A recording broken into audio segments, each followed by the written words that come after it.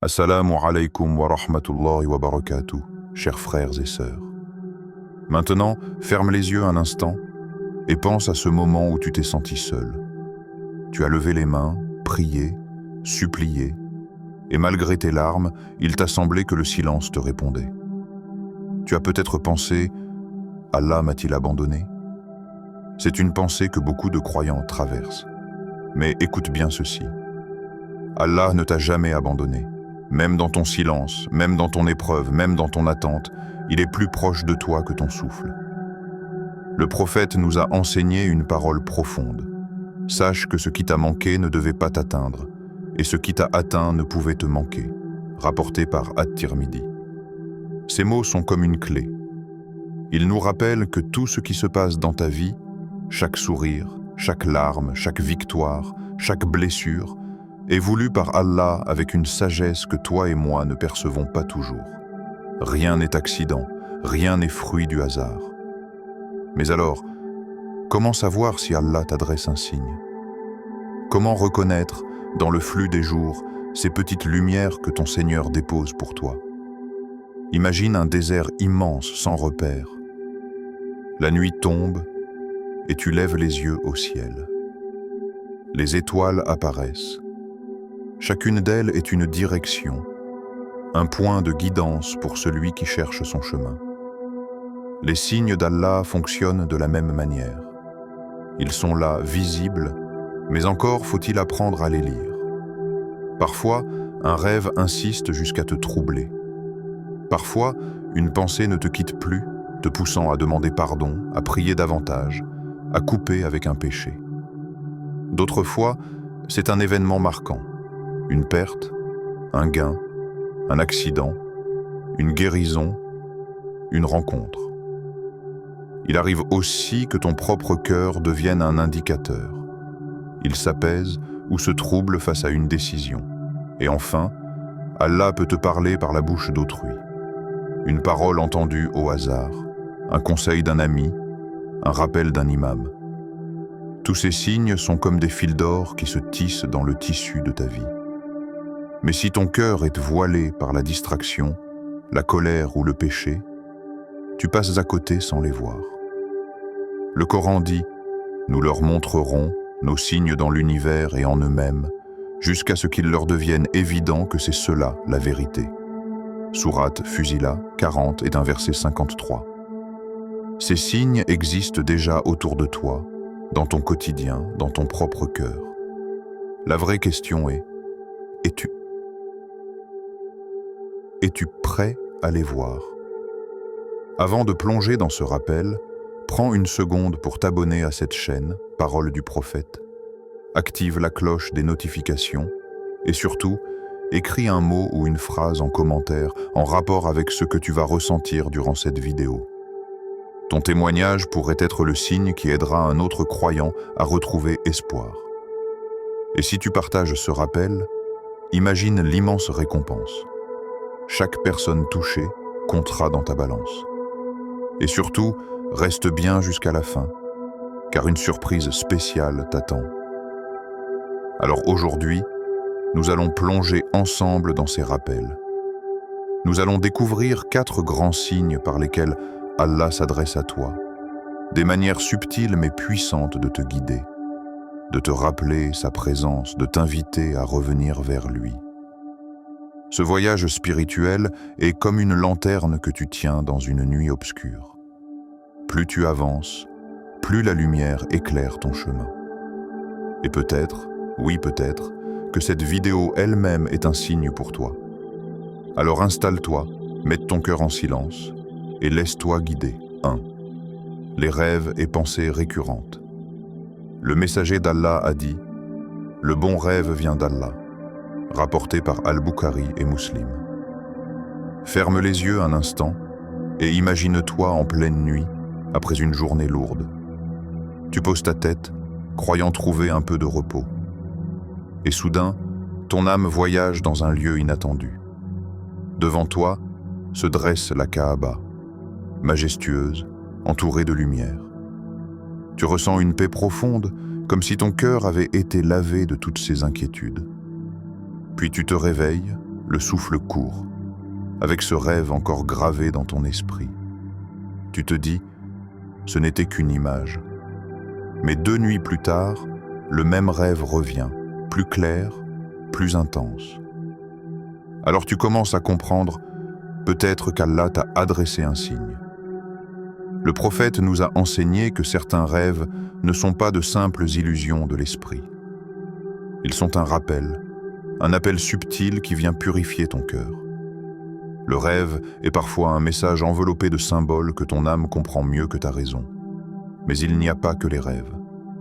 Il y a aussi ces pensées insistantes, comme des éclats de lumière qui ne cessent de frapper à ta porte intérieure. Tu peux essayer de les ignorer, mais elles reviennent encore et encore. C'est l'envie soudaine de prier plus régulièrement, le désir profond de quitter un péché qui te pèse, ou la pensée de réconcilier un lien brisé avec un proche. Ces élans du cœur ne sont pas de simples coïncidences. Ils peuvent être des cadeaux d'Allah, une douce miséricorde pour te rappeler « Reviens vers moi ». L'histoire des croyants regorge d'exemples. Une sœur voyait en rêve une mosquée illuminée, nuit après nuit. Au début, elle n'y prêta pas attention, croyant que c'était une simple projection de son esprit. Mais quand le rêve se répéta encore et encore, elle décida de franchir la porte de la mosquée de son quartier. Ce fut le début d'un nouveau chemin spirituel. Un frère, quant à lui, ressentait chaque jour l'envie irrésistible de renouer avec un parent avec qui il était en froid. Au départ, il résistait, trouvant 1000 excuses. Mais cette pensée ne le quittait pas. Un jour, il céda enfin et fit le premier pas. Le soulagement qu'il ressentit dépassa tout ce qu'il avait connu auparavant. C'était comme si son cœur avait été libéré d'un poids invisible. Comment discerner alors si un rêve ou une pensée persistante est réellement un signe d'Allah? Les savants nous donnent 3 conseils clairs. 1. Observer, note ce rêve, cette idée, et vois si elle se répète. L'âme invente parfois une fois, mais une répétition n'est jamais anodine. 2e prière. Parle à Allah. Demande-lui de t'éclairer, de te protéger contre les illusions et de te guider vers la vérité. 3e. Faire l'istikhara. Cette prière de consultation est une clé précieuse. Elle ne donne pas toujours une réponse immédiate, mais elle ouvre ton cœur à la bonne direction. Un cœur purifié capte mieux ces signes. Plus ton cœur est encombré par les distractions, les désirs et les péchés, plus ses inspirations sont brouillées. Mais plus il est nettoyé par la prière, le dhikr et la lecture du Coran, plus ces signes deviennent évidents, comme une voix douce qui t'appelle. Alors ne néglige pas les rêves qui se répètent, ni ces pensées qui insistent pour t'orienter vers le bien. Car souvent, ce que nous appelons hasard n'est en réalité que le langage discret d'Allah. 2. Les événements marquants.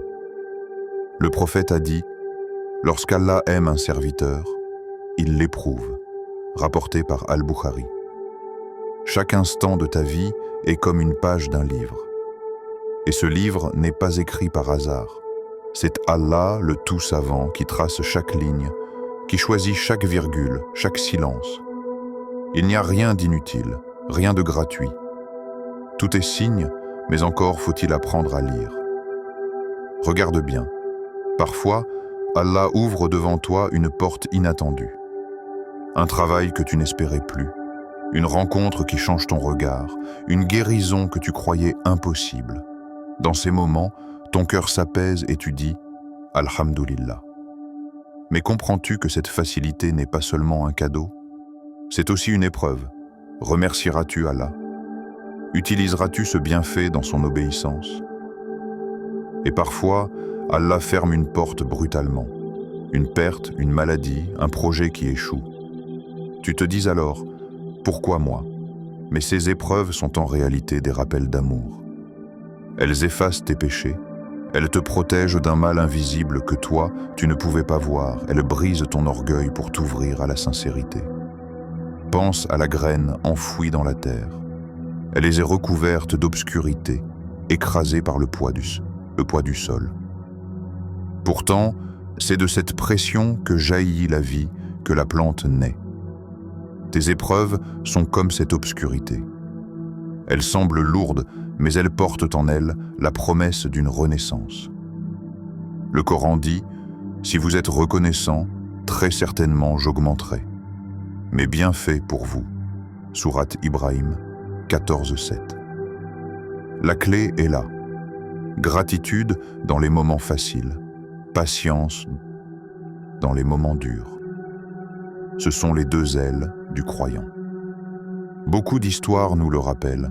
Un homme perdit son emploi et crut que tout s'écroulait.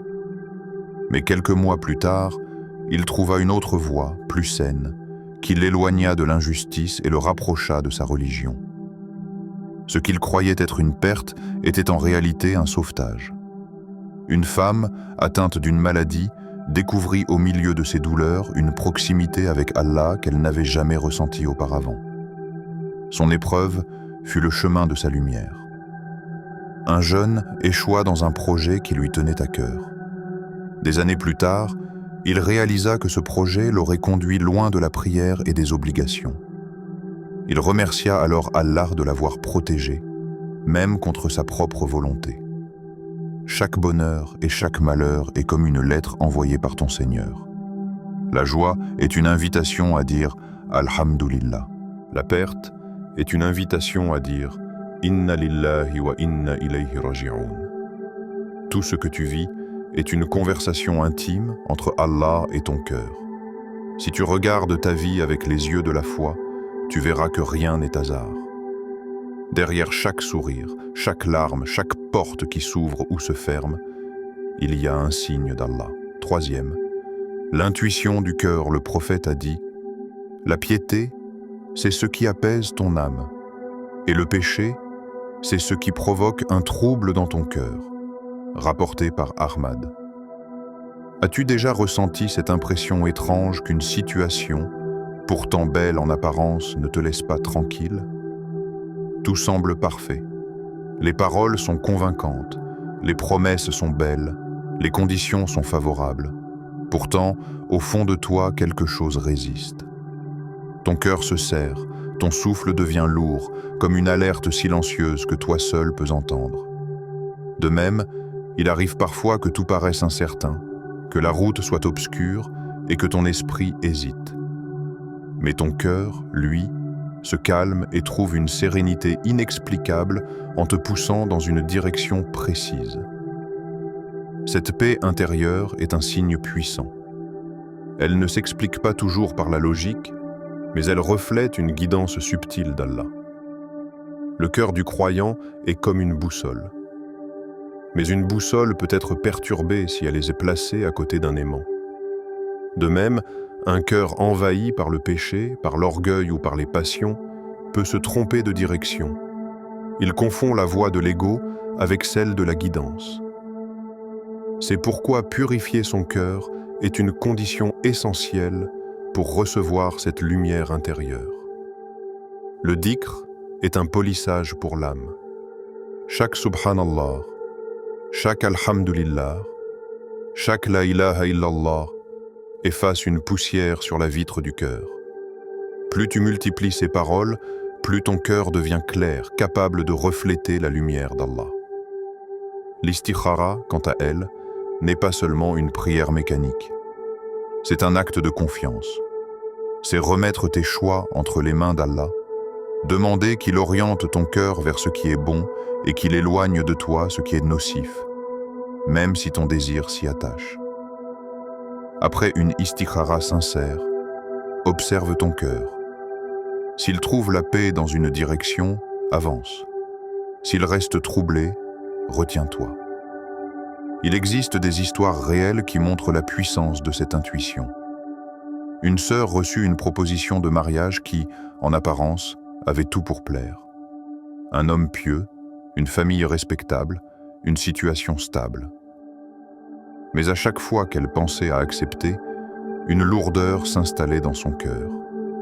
Elle pria, fit l'istikhara, consulta des personnes pieuses.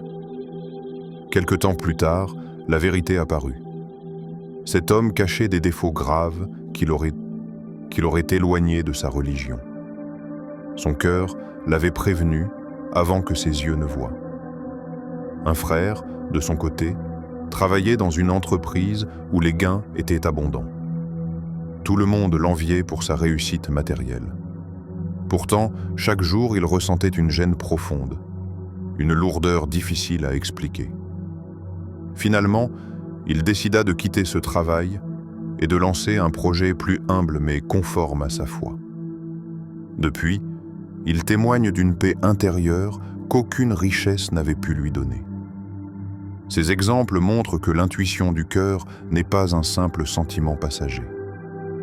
C'est parfois une inspiration divine, une guidance subtile qu'Allah offre à ceux qui cherchent sincèrement à lui plaire. Alors interroge ton âme. Pourquoi suis-je troublé? Ou pourquoi cette paix m'envahit malgré mes peurs? Car ces émotions sont parfois des réponses envoyées par ton Seigneur. Mais pour qu'elles soient claires, il faut que ton cœur reste un terrain pur. 4.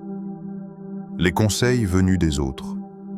Le prophète a dit « La religion, c'est le conseil sincère », rapporté par Muslim. Allah n'a pas créé l'être humain pour vivre isolé. Nous sommes des créatures sociales, et parfois la réponse à nos prières ne vient pas par un rêve ou une intuition, mais par les paroles d'une autre personne. Ce qui sort de la bouche d'un frère, d'une sœur, d'un parent, ou même d'un inconnu peut être la lumière que tu attendais. Peut-être que tu as déjà vécu cela. Tu invoques Allah, tu demandes un signe, et quelques jours plus tard, quelqu'un prononce exactement les mots que ton cœur avait besoin d'entendre. Pas par hasard, mais par décret divin. Allah a choisi cette personne comme messager pour toi. Un jeune, accablé par ses péchés, se disait en secret « Mes prières ne valent plus rien. Je suis trop loin. Je vais abandonner. » Le même jour, à la mosquée, un frère lui adressa simplement ces paroles « Même si tu tombes 100 fois, reviens 100 fois vers Allah. » Qui sait? Ton témoignage pourrait être la lumière qui guidera un autre croyant. Souviens-toi, une bonne parole peut être une sadaka. Et chaque action que tu fais pour propager la vérité sera inscrite pour toi comme une aumône continue. Frères et sœurs, garde cette certitude dans ton cœur. Allah ne t'a jamais abandonné. Même quand tu crois que le ciel est silencieux, en réalité, ton Seigneur te parle. Même quand tu te sens perdu, il t'oriente. Même quand tu tombes, il t'invite à te relever. Ne ferme pas ton cœur à ces murmures subtils. Car peut-être qu'aujourd'hui, en cet instant, ce rappel est le signe qu'Allah voulait mettre sur ton chemin.